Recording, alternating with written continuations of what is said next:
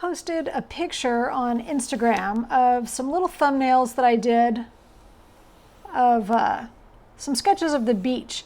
And what I said in my post was that, you know, people are always telling you that you should do thumbnails before you start a big painting, and I never thought thumbnails sounded like any fun. I just wanted to jump in and start doing the painting. Like, why do a bunch of little drawings when you can do one big one? And a whole bunch of people responded to that and said, I feel the same way. I always feel like I should do thumbnails, but I never do. But these were just so much fun to just do for the sake of doing them and not in preparation for anything. So I thought what I would do is just walk through my process. And the idea here is that this would be something fun to do. Let's say it's something like this where you're spending a day at the beach. And this could be a cool way to just represent your day at the beach. Instead of picking one scene and really trying to make it perfect, what if you just treated this more like a, you know, like a graphic novel or a comic book, and you just gave yourself a whole bunch of little panes and you just captured what was around you really, really fast. So I just divided this page into 6 little boxes, all kind of roughly horizontal shaped, but you don't have to be perfect about that. And I have these 6 photos, and I'm just gonna, as quick as I possibly can, sketch them in. I'm using a darker pencil. This is a number 3 pencil. And the reason I chose a darker pencil is that these are gonna be fast. There's not gonna be any pen. There's not gonna ever be ink here. So I just thought, well, I'm gonna let the pencil be kind of like ink. I'm gonna let the line really show with this pencil. So I'm just looking at light and dark, and by having a heavier weight pencil, I can actually see a little more these darker colors coming in just with the pencil marks. So I'm just going to jump around. This is all the same beach, right? So it's just one beach, just a bunch of different views.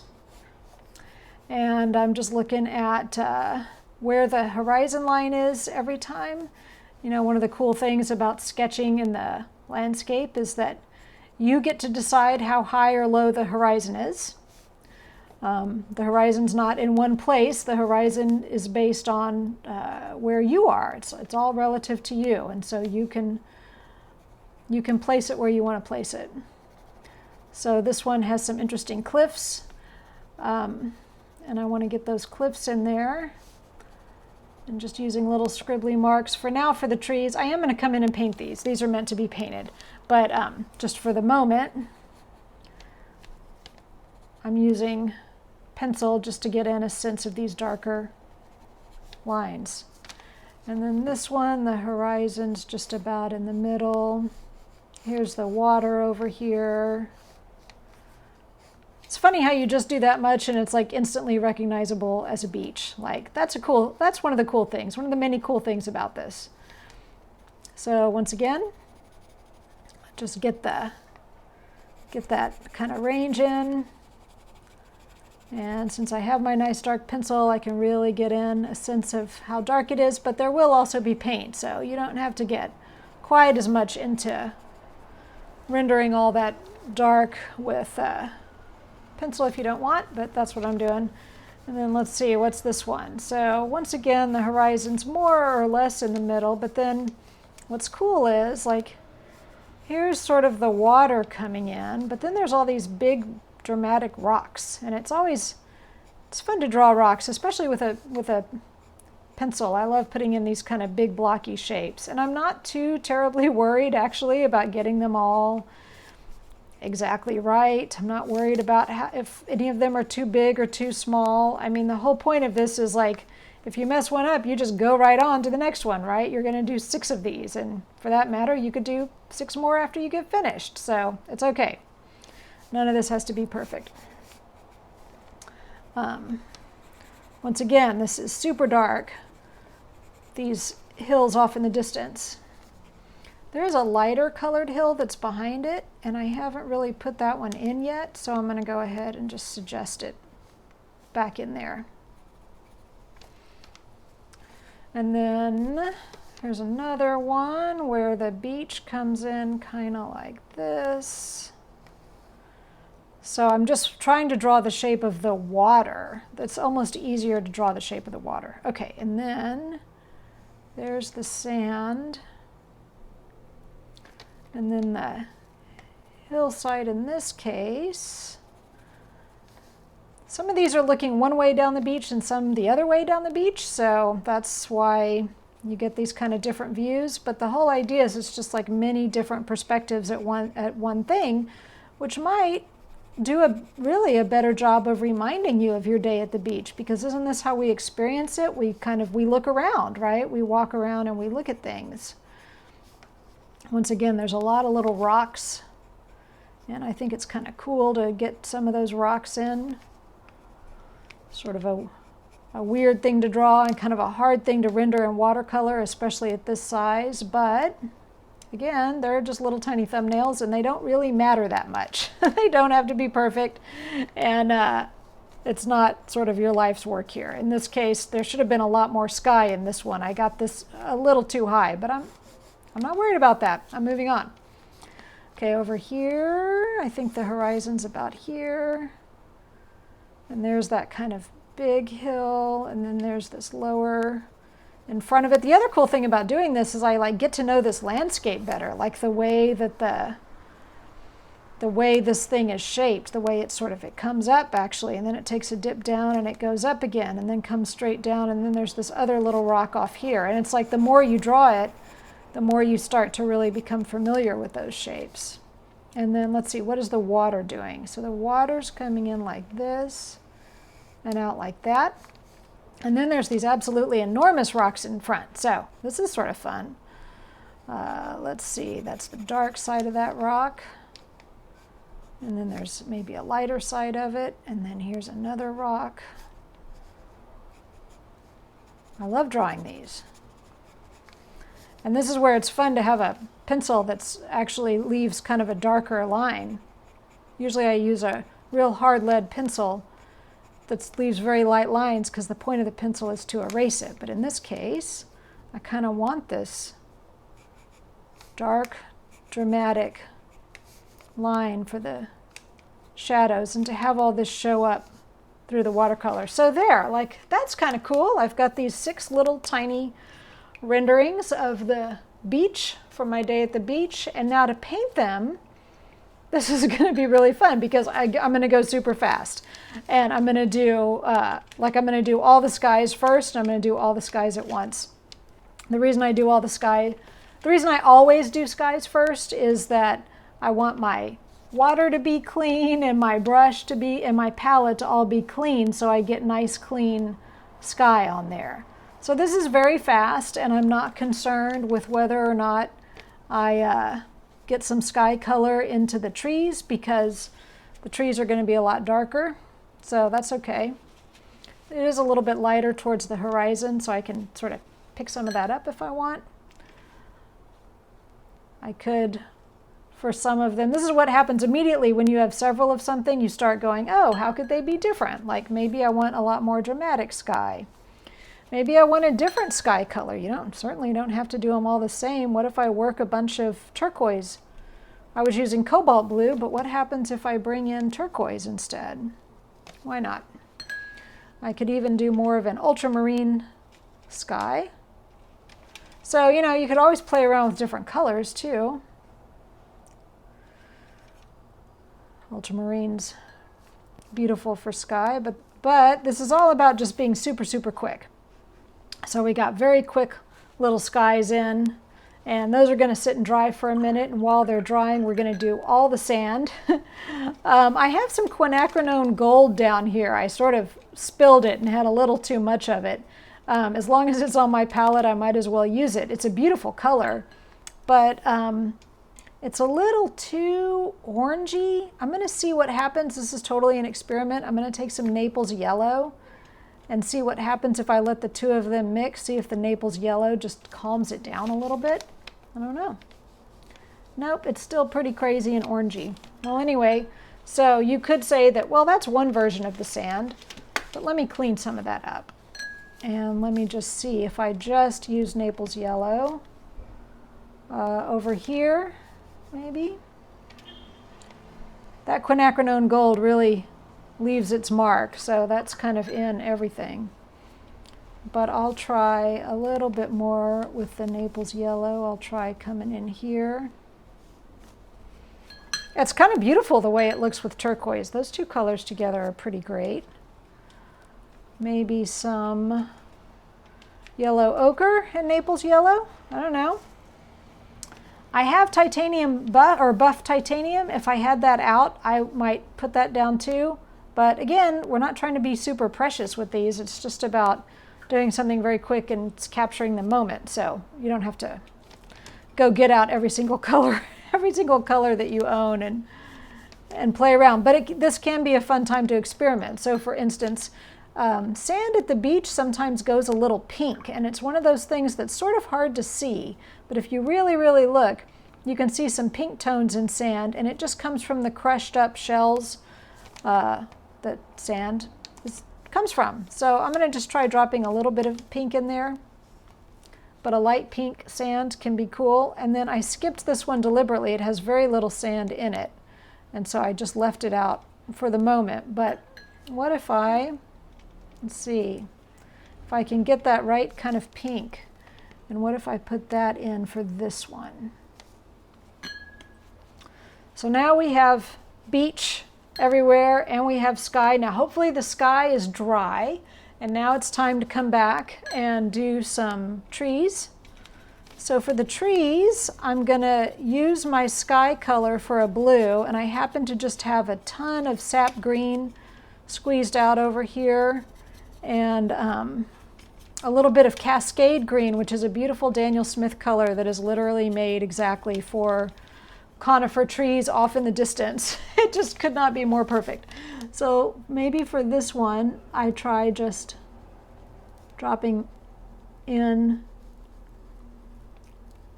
Cascade green, and then I'll come along and put a darker color in on top of it once that is dry. So this is just sort of a first cut. And maybe I'll do the same on this one. So like this is a really fun opportunity to just experiment and try different approaches. And then, but maybe I want some more yellow in the mix. Some of these trees seem like they have kind of almost like they're leaning a little towards an orange or an olivey tone. So I'm just gonna mix some new gamboge in with some green, and I'll try that on this one because there's more light hitting over here. And there's also some cliffs, and I want to stay off the cliffs. I'll do something different with the cliffs. Oh, that's pretty. That's sort of a different take. And then this one over here, it's very blue, so I'm definitely going to get some cobalt, maybe some Prussian blue. Prussian blue has a fair amount of green in it, and it seems like sort of the right mixture of green and blue for a hill that's off in the distance. Just see what I can get here.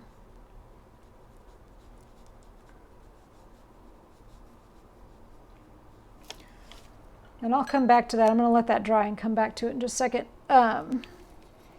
Some more sap green.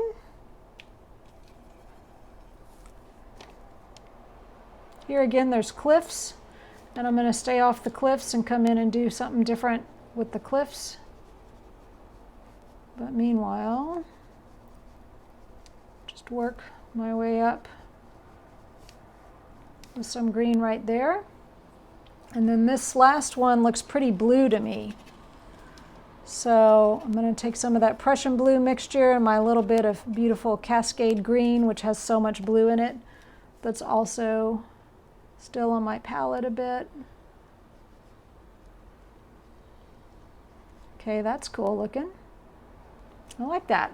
And then it also has a very light colored hill off in the distance. I know it's going to run with the tree color in front of it, but I'm going to just try lifting it up and just see what happens there. And then over here, let me come back to this one. This one's quite dark.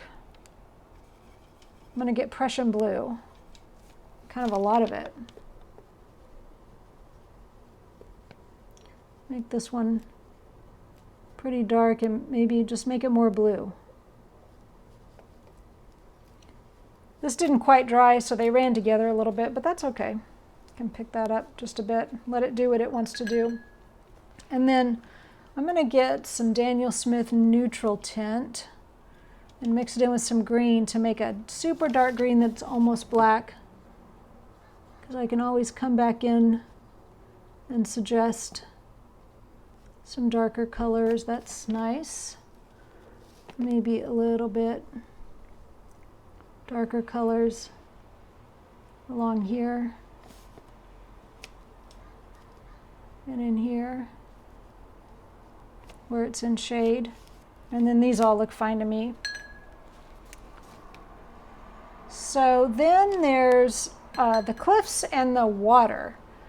I think I'm going to do the water next and save the cliffs for last because, oh, and the rocks too. I'm going to do a little bit, I'm going to do the rocks and the cliffs last, but let me get some water in. So I could use the same cobalt blue for the sky in a few places because it is just reflecting the sky. So there are some areas I can see where I can just drop it in. Do you see how, like, it's fun to have a bunch of them on the go at once because you're just sort of messing around with a lot of different ideas at the same time. And then I see some right there. And some blue right here, but also a lot of greens and browns because it's reflecting what's around it, like that.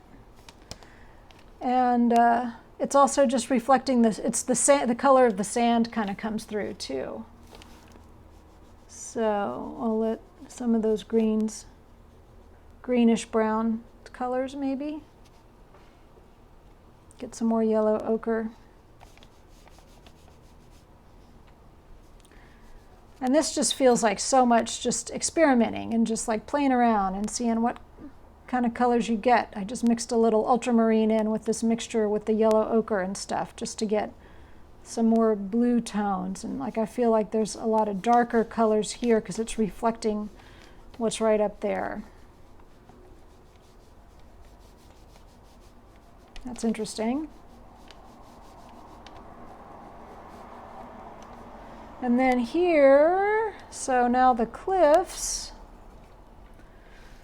yellow ochre, bunch of that.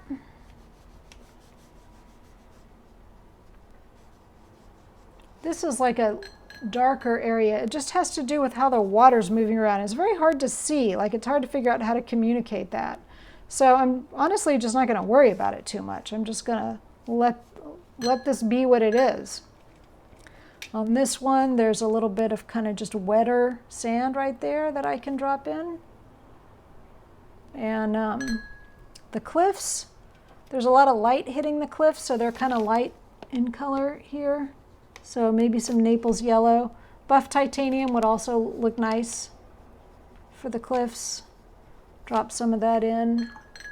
And then for these big old rocks, let me see. Let me get some. This is transparent earth red, but maybe burnt sienna, any kind of dark brown would be good too. And I'm going to mix it with neutral tint to get a very dark brown, but like a burnt sienna, maybe even with a little bit of ultramarine in it would be cool. Just get these dark shadows and suggest in a few places the more shadowy part of these rocks. I don't know, maybe a little bit here. And then the only other thing I would do is a little bit of, I should have just put the sand color when I was doing the sand, I should have just put it right on top of the rocks right then. But they can stay pretty white. I like having little white spaces as well. Like it doesn't all have to be painted in. It doesn't all have to be perfectly covered. And I think this is like a very cool kind of page to have in your sketchbook, you know? So you can just say,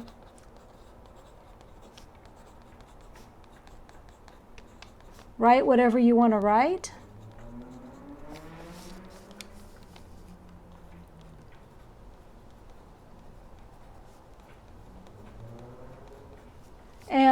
And let that be your memory of the day. And also, you come up with ideas. You come up with weird combinations of paint and interesting ways to do effects in the water. And because you're just working so fast and making a big mess, I think you sometimes have great accidents and come up with cool, interesting approaches that you might actually develop into a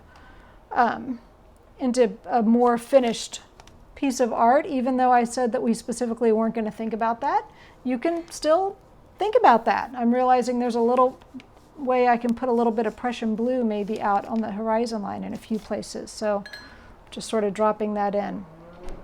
But anyway, that's it. That's my argument in favor of doing thumbnails just for the sake of doing them, because they're super fun and because you end up with a really cool page in your sketchbook that looks different from all the other pages.